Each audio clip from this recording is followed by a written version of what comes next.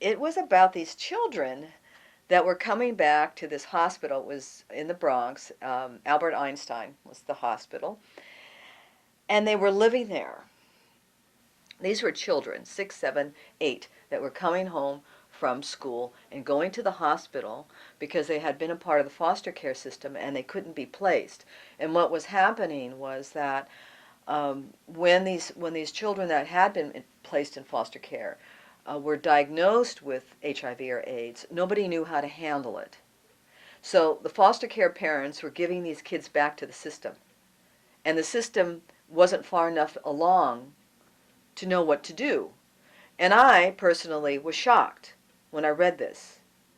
And then it mentioned Dr. Ari Rubenstein as having been one of the first physicians in the United States to have diagnosed the first child with AIDS. So I went back and I met with Ari, and in our conversation, he said to me, you know, what I really wanted to do, Jerry, was that I wanted to start a summer camp for these kids.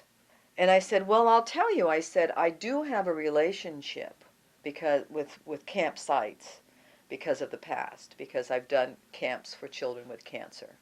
And I said, and I might be able to convince some of them to be willing to be educated, or even one to listen and be educated and let me, you know, do a camp for kids with AIDS. And we could bring your kids to California.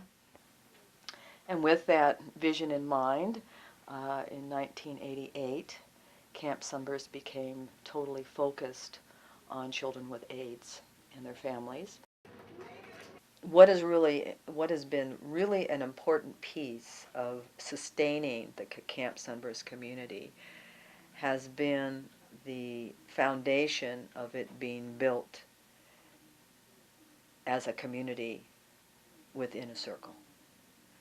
How each one of the members of the Camp Sunburst community are the rim of the circle, and how we hold the intention for the week in our center, and how each one of us uniquely brings to that center and that intention who we are, our life experiences, our hopes, our values, our dreams, but how during that time at camp we all hold the same intention for creating this safe space for children and families living with HIV and AIDS.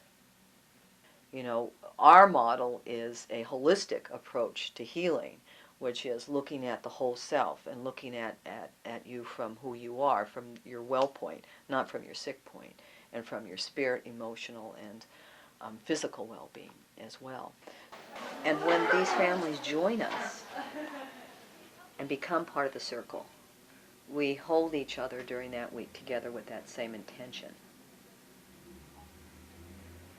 And as we do that, the energy that's created, the spirit that is created, is sustained during that time period. And part of the model is that at the end of the week, even though the circle dispenses and people go on their ways back into their community, we're still holding each other. And when we come back as that community. And so that intention remains throughout the year. And those bonds that we have built throughout the year continue, year after year after year. And because of that, there's been a tremendous sustainability of people that return and return and return and return because of the support that they receive as part of that circle that has been built of community during that week.